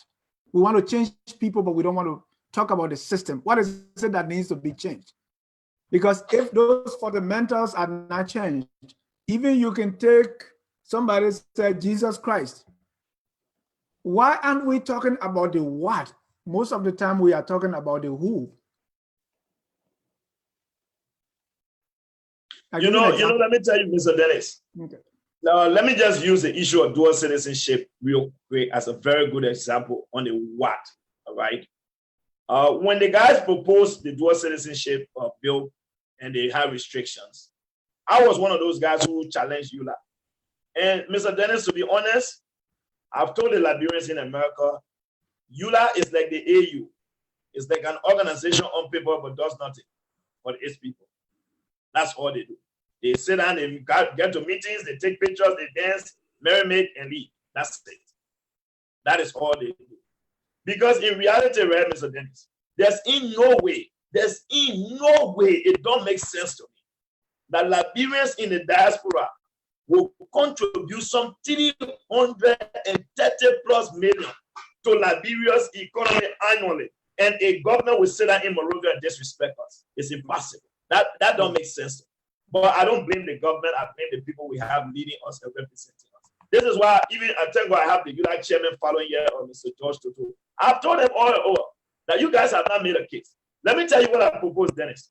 For me, what I have said consistently is that let's make the case to the people. What the guys have been able to do, few politicians who are seeking job security, they've been able to brand Liberians in the diaspora as those greedy people coming to take their job. So what you want to do is tell the people the benefit behind dual citizenship. Right. If Ghana is giving citizenship to African Americans, then what about you, who we did not cause the war? You who brought the war, and we left because of the war, and you want to restrict us. For instance, my problem I have with the TRC of Dennis was one of that particular issue. Right. I felt that the TRC should have really made a mandatory reconciliation issue. Liberians who left Liberia, I think that's as a result of the war. I think that's in the TRC. So let me finish my point on it. My point was, listen to my point, listen to my position. That Liberians who left that country from we can say from 1979, because after the Red Riot, or we can go to the coup. People left because of the coup, insecurity, massacre. Some people fled the country. Whatever. We can make it very clear. The only restriction, I think, if we wanted to, my proposal was clear. We could have said any Liberian that left Liberia from 1979 to 2003, wherever you went, whatever status you gain, and you come back to your country, you say remain, you get your sin status. Now, after that, because that particular period, Liberia was not stable. The government is responsible to provide protection for its people. If the country is not stable, how do you expect people to say that? How do you expect people to live? And let me tell you this, Mr. Dennis. I have serious problem with it. There were Liberian sisters that went to Ghana, Nigeria. Some of those girls suffer. Some of them had to enter into marriages just to survive. And what are you telling me? If she married somebody, let's say she married a Ghanaian, who won a DV and brought her to America and she got American status, and she want to go back to Negben and open a clinic, and you want to restrain her because she got US citizenship, that is the argument that ULA have not made for us. Okay, and that is my problem. Here's the thing, Mr. Lobbo. I think with that, and that's why I was talking about the what and not the who, because anytime there is election, those issues do not come up. We are not voting because based on what the issues are. So take for instance, when there was election and we have the two leading candidates, Mr. DeLon and Ms. Pauletta Way, issue of it was either you are on the opposition or you are on the ruling party side. It was never about, okay, we will vote for someone who, for instance, support dual citizenship, or we're going to vote for someone who wants mayors to be elected, or we will vote for someone who wants the presidential term to come from 6 to 4. So it's never about the issue, it's about the personality. So don't you think we are our own problem? No, Mr. Dennis, I've always said Liberians are their own problem. That one is not a shame. Why you think I tell the Liberian people that indeed we are going to suffer? Mr. Dennis, think about it. In a country where inflation is above 23%, where the government is notoriously corrupt, money is missing here and there, you go to vote and you vote for a convicted felon, Abu Kamara. What does that tell the world? And what is the first branch of government? It is the legislature. You are sending people to the first branch of government to misrepresent you. That is how I term it. And you wonder why. Think about it, Dennis. When the finance minister appeared before the lower house at the Capitol building, I was not only disappointed in myself as a Liberian, but I felt very sorry for my country. And if Liberia was a person that could speak, I would have raised money for Liberia to sue all of us, to sue its citizens. We've ill-treated our country. Think about it, Mr. Dennis. You have a lawmaker. They said citizens are crying as a result of the effect of the harmonization. You know what the lawmaker said? The lawmaker took the mic and he said, for me, I don't have no question here, man, Mr. Finance Minister. I'm only concerned about why is our paying counter. This is the people's representation. They said the people are crying as a result of the harmonization. But the lawmaker said, for me, I don't have time. I want to know what we get to pay on time. What are you there to do? Are you there to represent the people or misrepresent the people? So the Liberian people, we need to take responsibility, Mr. Dennis. We cannot continue to elect these people and say we want to blame other people. Like for instance, when I hear Liberians talk about the war crime, I know they're joking. You want war crime, but you call him Prince Johnson the Godfather, and you electing George Bulley then to go to Congress to represent, and you say you want war crime. Look, we need to get serious, folks. Right. You electing Papi Flomo to go to Congress. They say Abu Kamara is a convicted felon, and you say that you're the one that Abu will want. You send Abu to represent you. Then what you're saying? Who are you doing it to? You're doing it to yourself. Liberia's problem, they are self-inflicted problems. Right. That is why it hurts most. In management, Mr. Dennis, they say the problem you create for yourself as a manager, it is the one that can hurt you more. For example, if the company is supposed to get paid on the 29th, and you, the manager, the accountant send the budget to you, the payroll, and you're supposed to approve it, just sign. And you put it in your drawer and go and then sign it. And the 29th came and passed. The 31st, the people didn't get paid. If the people went on strike and went the building, who's at fault? And I said, you're the manager. Now what happened to us? We want to change the change government. So that's why the result we get it from our change government now. Let's live for it. Thank you. You got one more caller on the line. And I see some comments that say they are CDC people are calling. So if you know you are not CDC, the number is 978-726-6965. No, let all Liberians call. I don't care. Let any Liberian call. No, I will take any call. Yeah, the allegation here is CDC people are calling. So I'm encouraging them, wherever party they come from, to also call. Just call out your name and where you calling from. Yeah, good evening to you guys. My name is Sekou Asumana. Sekou, welcome to Focus on Liberia. Your question or comment? Thank you, sir. Mr. Lobbo. Yes, Sekou. On the Pastor's declaration, says he was a spokesman for Dr. nya, and he's now a Senate. Is there any bill that he's working on to make the access declare in public to the public to consume? That's my first question. And then the next one is on the collaborating party. Since the four collaborating parties are collaborating, will it not make sense to just come together and build an institution instead of collaborating? Because come for election, what I'm saying, we're going to get default again, and everybody go their way, and It's going to be a helter scatter, and at the end of the day, we might end up losing to George Weah. We might go for 12 years. 12 years might realize on the way things are going.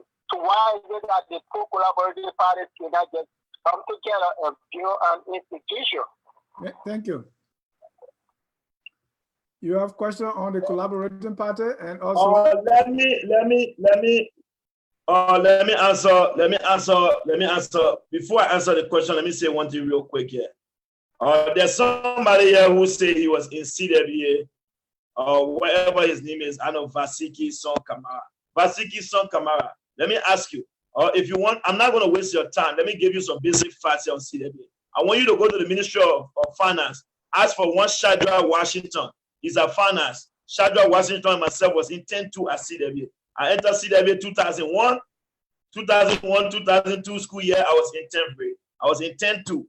In 2002, 2003, I was in 11-2. 2003, 2004, I was in 12-2. If you want to know some of my classmates in Liberia, Rashida Yangalaku should say me in Liberia. There's so many that I can give you that name if you want to. So don't come here and waste my time on something that's irrelevant. If you want to know, go to CWA. All right?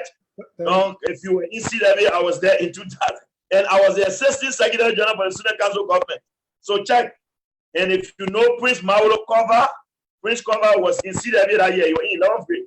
So please, don't waste my time. My man Iratus is following on CWA. Iratus went to CWA. Iratus and myself graduated and he's on this podcast. Don't distract my attention, please. Go do your research. You were there. Then I'll go from there. So let's go. If you want, you can go to the documents are there. But let me say now. Let me answer the question on Dawes Dillon asked. Yes, please. Here's what I would say to you. To the caller, right? Mr. Dillon said, and I quote, that the law says you must declare your asset. The law did not say that you must make it public.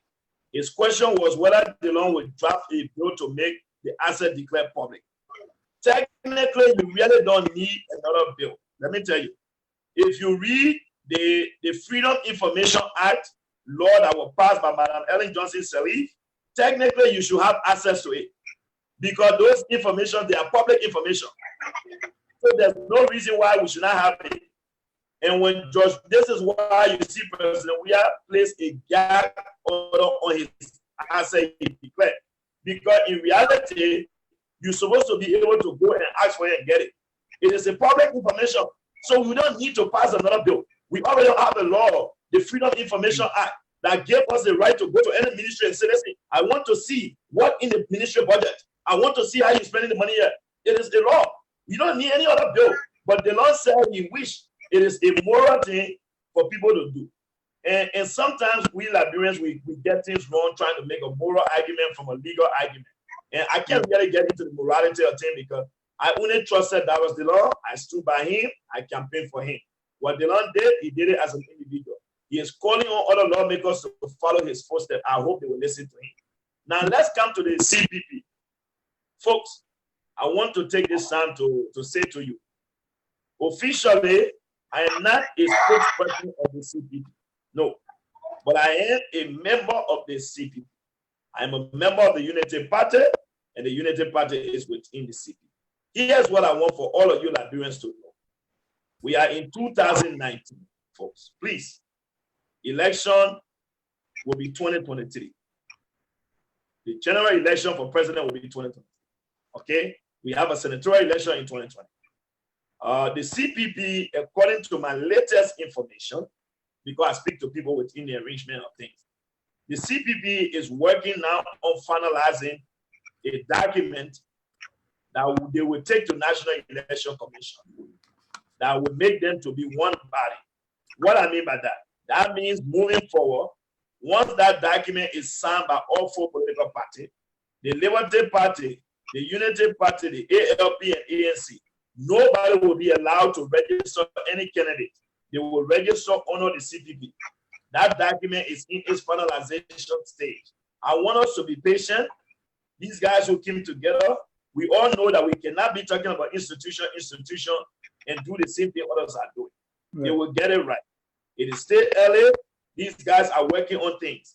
Everybody have their position. this is what dialogue will do. There have to be consensus. There have to be compromise.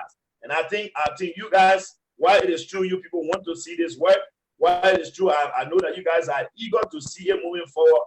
I want you Liberians to also give the leadership the chance for them to be able to put their acts together. They are working, and we will get this right. The CPP is strong. The CPP will hold. I can assure all Liberians that will remain united to defeat the CDC. That is one assurance I can give you guys. So please, that is my position. Thank you. And there are certain things, talking about the asset declaration, there are certain things that are like in the United States that are, how do I say? It's not law, but it's a common practice. Very like well. President. It's a moral argument, basically. So let me take my last caller. Caller, your name and where you calling from? Emmanuel from Atlanta, Georgia. Oh, I'm calling by way of Minnesota. Okay, Emmanuel, your question or comment? Yeah, are you getting me now? Yeah. Yeah, Mr. Lobbo, I just want to congratulate Mr. Lobbo. You're a very smart man. And I want people to understand there is a new revolution that's going on for the youth. And there's a smart man that's speaking of the truth. And we need to understand that. And bringing Darrell Davis down on this stick by putting an access, if you think it is a challenge that he didn't put up whatsoever, it is the right for you to put up something that will prove to the Liberian people. But we fail our own people for not doing things that is right. And every time somebody wants to talk, we are big critics of that. But we need to understand that we are council fire and our people are suffering. And this young man is doing everything to explain things to people. And we need to understand that the government has failed. So I just want to encourage you. My call is to encourage you. Be strong. You have a battle ahead. This is a youth revolution. You have young people that come now that are ready to take the government to another level. And we all need to, but we don't need to criticize each other. If you know you have a better idea, come on the media and bring up something that people understand. But the man is working on his best to make black people know the truth. He is doing everything is right. And he's speaking the truth. But now we got a whole lot of critics that come on and just say a whole lot of negative things about him to discourage him. But we got to understand. And it was something that really put on today. When I'm watching on network, I'm a religion man. But one of the things that's a show, and he put that up. There is a revolution of the youth. The youth need to participate in every type of government. We're using the old force of these days doing things and nothing is working. We have to put the people who break idea up and not kill the idea. Don't listen to what people will say, but stand up for what you believe in, and you're doing the right thing. I support you, and I always. Thank you. Thank you. Thank you.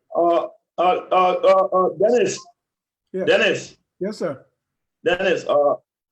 Let me take this time to Alice. Since most of the people that call answer their call, let me thank the man too. I want to thank the caller. Yeah, Alice. I want to say thank you for the recognition. There have been times where I want to take time off and don't want to do these things. But Dennis, I'll tell you, every time I intend to stop, that's when I get more people telling me, you can't do it, Josh. You can't stop now. Dennis, in reality, in all fairness, let me tell you, if you met Joseph Boakai today, ask him, he'll tell you. When Joseph Boakai and I met one-on-one, I told Ambassador Boakai, he asked me, he said, when I win election, will you come back to Liberia? And I told him, I said, no. He said, why? I said, I have no intention on going to Liberia anytime soon. You've heard me many times say, I have no intention to go to Liberia and run for anything in 2020, 2023, not at all. I have no intention to take a government job in 2020. Let me let you know. So now your next question to yourself should be, if this young man is not going to be running, if this young man is not looking for a job, then why is this young man involved? That is how smart people ask questions. That is what you should be concerned about. And I'm going to say this to you. Nobody is responsible for anybody, which is true. But you see the difference with the white man, Dennis? The white man sees a vision. The white man buys into the vision. The white man invests in the vision. The African man is not like that. The African man wants to wait. I tell you today, tomorrow morning, if for any reason, if I was to make it to be somebody right now, then I will have people that trust me, that want to be And in my life, people that know me will tell you. Even in my own family, I tell my relatives, if you're not my friend now, it's difficult for you to be my friend. That's why people say George have his friends, and I treat my friends differently. So I want to say thank you very much, caller. Like you and many other people that send me messages, that call me daily, that check on me, that continue to give me the encouragement to continue to push on. One thing I want to say to every single person here, I know there will be people from the moment I got involved in national politics. When we lost the election in 2005, people used to come knocking on my door, on my window, on the bypass. I shop at the judge, they call the rooster, hey, oh, Vanny Sherman is in the hospital, we're checking on you, if not that too. I've been involved in this longer than you think. If any of you believe that now in 2019, that a young man at the age of 15, 16, I got involved in this process, it was not able to deter me that when I'm above 30, at the time you scare me, you are joking. This thing is all for the long run. And like I said, I want to thank all of you and the many other people. This is why, you remember I told you, Dennis, every time I leave a show, I normally will go back to read the comments. But your own days gone debate, the comments are over 3,500. I can't read through all of them. I try. And Facebook, the more I go back, it will just start. So I stop. Yeah. But I want to say that I respect all of you people. I'm very, very humble. I'm grateful by you guys' kind words. Those are the reasons that I keep on coming on here to do the things I do. I have no business to come on here to talk about government. I'm not a good government guy. So thank you very much, caller. I appreciate it. Feel free to call me anytime. And I want to say this to all of you Liberians. I'm one young man who listens to everybody. You don't have to be my friend. You don't have to know my dad, my mom. You don't have to come from my tribe, not at all. Feel free, you can call me. This is why I have friends in the CDC. I have friends in the ANC. You heard D4 yesterday was saying, when my brother George Lobbo come for their convention, I'm going to take him out. I have no enemies anyway. If you want to make enemies, do it for yourself. But as far as I'm concerned, I see everybody as Liberians, and I love all of you guys. So whether you like me or not, that's fine. At the end of the day, I will remain a Liberian. That's what I'm not to. Thank you very much, caller. Thank you. Now my last caller. This one has just 15 seconds to make its comment. Caller. Yeah, thank you so much. This is my second time calling the show. I appreciate the young man in studio, and Mr. Lobbo, he has a lot of energy. But I just want to give him a little advice.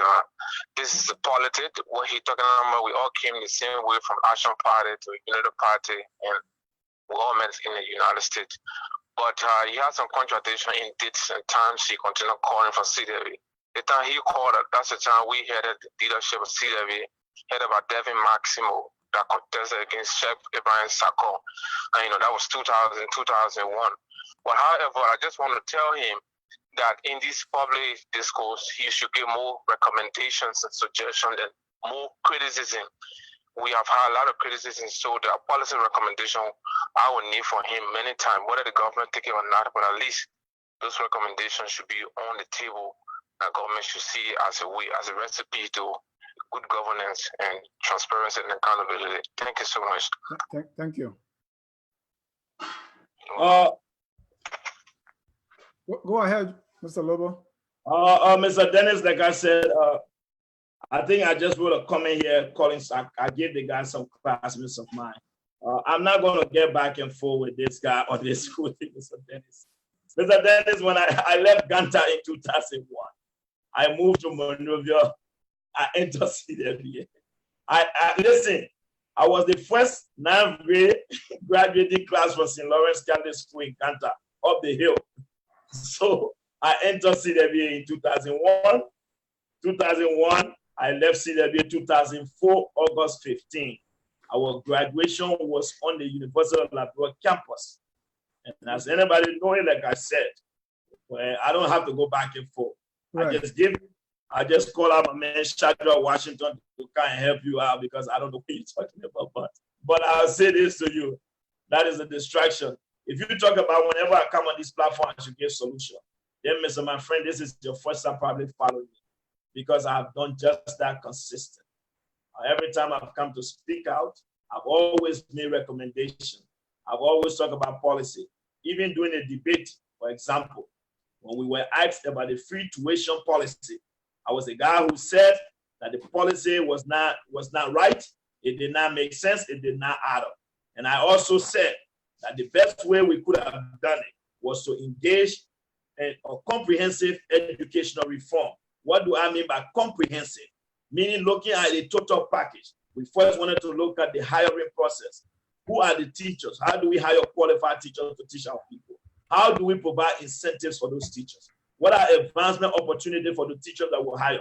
How do we make the teaching fee attractive so that competent Liberians are encouraged to come in? What are other incentives from reducing teachers' expenses to be able to get more people coming? For instance, one of the examples I gave, how do we provide low affordable housing for teachers?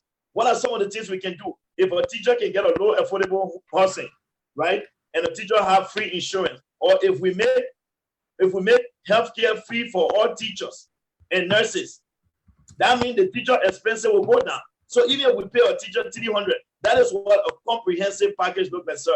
I have made recommendations, so I don't just come here to criticize. Every time I point out ills in society, I've always talked about how it can be done better. So I ask that you continue to follow. Thank you. Thank you, Mr. Lobbo. And that's one of our reason of having, this kind of show, so that we can talk about you, even though some people find it that we're asking personal questions, but the goal is for people to come to know you, so that because we noticed you've been on the drive and you've been on this show a couple of times, and last Friday debate was like the peak of, and everywhere people are talking about the debate. So we thought that we should know you a little more, and I think that we've done the right thing.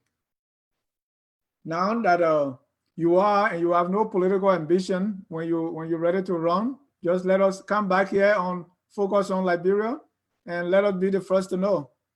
I would definitely do it. Let me say this. So this guy, I don't know your understanding. I said affordable housing. Affordable housing, sir. I don't know what English. I don't know what to say to you now. I can't go any back and forth. Let me say this. The year I entered CW, to help you again, there's a guy called Wilmer Wonko was there. The Wonko was there on our quizzing team. Kipi was there. Call Larry and ask Larry. I can't keep going back and forth, but that's why I'm saying something. Yeah. I want to take this time take this time personally to thank all the Liberians, right? Like you said, these things will come along. There will be people who will attack you, no matter what you do. Right. No matter what I do, I'm being prepared for it. When I leave these talk shows, the only people that I appeal to, the only people that I talk to, is to talk to my relatives. Okay, thank God Christopher Nepe is on. Christopher Nepe, since you're following, somebody said we're not in CW in 2001. So can you tell them what year we're in CW in 2000? When you're in 10th grade, in 10-1 with Darren. Let me tell you my classmates, Darren Allen, or Syrian Allen daughter, Melvin Sobani daughter, both Tina and Maron Sobani, the former spokesman for Chancellor. Can we leave the CW now? No. So sometimes you need to, when you people come and want to lie, you embarrass them like how I did Gilman. So this man can understand. Let me call my classmate then so he knows. All right? Those were my classmates. Maron Sobani, Melvin Sobani, daughter and myself in 10-2. Karia Shara. All right? Those are people who were in school. So Syrian Allen daughter, Devin Allen and myself. Devin were in 10-1. Okay? Yep. Miss Christopher and myself with their music. Mr. Lobo, we about to wrap up. Let me wrap this up real quick and say thank you very much, Mr. Dennis. If I ever decide to, you definitely will be aware. You will be informed. But here's what I want to assure the Liberian people. I want all of you that supported Darius Dillon, please, I want you to hear me out. Please. Mr. Dillon will be coming to the States. We are finalizing arrangement for his arrival in the States.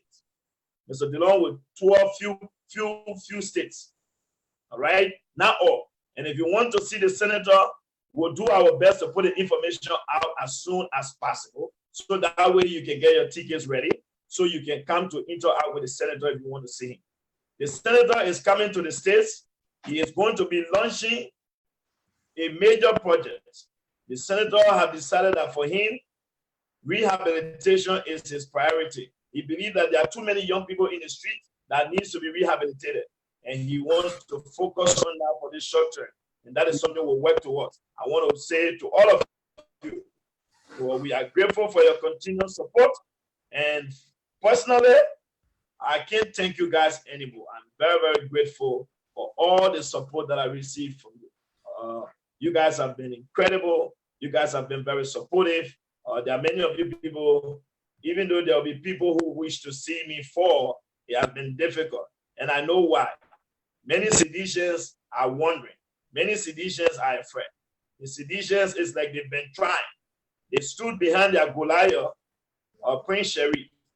On this show, I laid Prince Sherry's body on this altar, and I told the sedition to dispose their body. They took it, what they did with it, that's up to them. On this same platform, I thank God, I've never benefited from government scholarship. A man who government sent to Russia to school, who is currently a professor, on this same platform, I laid the professor body here and told the seditious to pick it up and dispose it. That's what I've been doing. On this same platform, I did the same with Gilman. You can dispose your body. I know the seditious are desperate to find somebody for me. But I'll tell you, you need to work hard. You need to try. Because every time you find somebody, sometimes the person is not just too good enough for me. And I'm not saying it to brag. The problem many of you have as Liberians, your belief of understanding and knowledge, you think that it's because this man was in this class, this is what he's supposed to have. Folks, I'll tell you, I've read extensively. Every day I sit and read. I equip myself every day on events around the country. This is why if you want us to debate any African country, bring it on. So if you think that the professor was not good enough, if you think that Gilman was not strong enough, if you think that Prince Sherry was not good enough, I want you to call Dennis. Don't come here and be talking. Call Dennis and set the time. Dennis know how to reach me, and I will get to you. And then we'll go from there, and you can prove yourself here. On this note, I want to say to all of you supporters of the draft, you've been there before, you've been with me, you got the draft going. Everything that I do it for you guys. It's not about me, it's about the draft, it's about the supporters, and all of you. I want to say thanks to all of you. It's a privilege as a young man to have this support that I receive every time I travel across the country.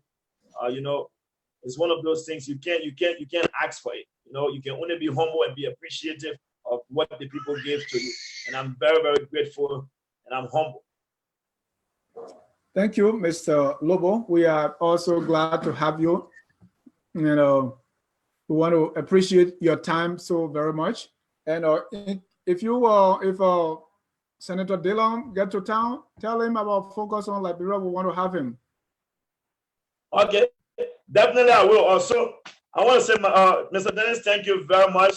Thanks to all of you Liberians for wherever you're tuning. It's been a pleasure, and hopefully today you had an opportunity. Let me end on this note. I cannot shy away from my responsibility in the Unity Party. So to all of you Unity Party partisans, please, October 18 is going to be our convention. Many of you people I know have shied away from the party. Many of you people have been sitting and asking questions, where are we going? I want to assure you that the Unity Party is strong. Now we are prepared to revamp our party, and join us in Minnesota. Our first Senate Bearer, Joseph Newman Humble Boyka, will be here. He will be signing your membership form. We've already launched the website. They are working on finalizing the payment option so that you will be able to register. And once that is completed, I definitely will reach out to you guys with that information, letting all of you know that we are prepared and we can go. Thank you, Mr. Lobbo.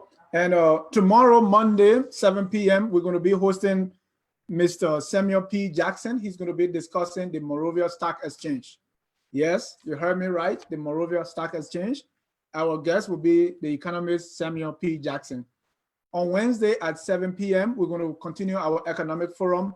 And this time we're going to be discussing remittances. So please keep tuned. Follow us on Facebook, Twitter, also YouTube. Go to our YouTube channel and subscribe. And that's the way that you will get informed. Anytime a video is there, you'll be the first to know. Once again, Mr. Lobbo, I want to say thank you so much for coming. And if you are a Liberian, no matter which political side you come from, reach to us if you want to have a spotlight or if you want to have a debate. or you have something that you want us to talk about, we are willing and we are open that we can air your views and we can ask you some questions. We can play the devil's advocate and ask you some questions so that Liberians will get to know you.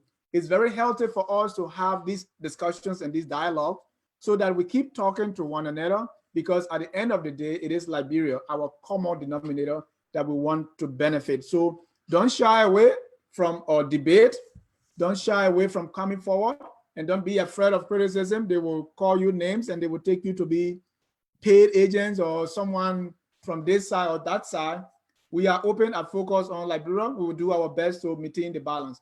Once again, on behalf of my co-host, Danielle Knuckles-guishard, my guest relations manager, also my product engineer, Stephanie Setro, from all of us at Focus on Liberia, we say thank you, God bless you, and good night. Embrace one another, Liberia, we are one people, Liberia, let reconcile today. Reconciliation, is the key to peace and unity.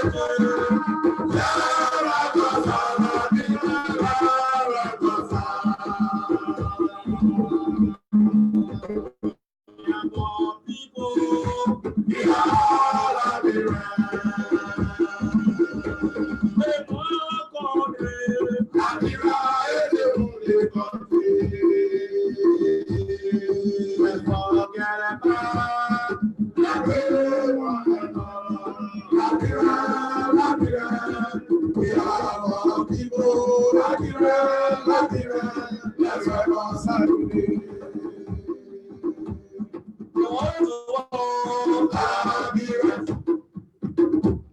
Liberia, we want peace, we got to reconcile. Liberia, reconcile, we forgive and forget. Liberia, reconcile, never come be back.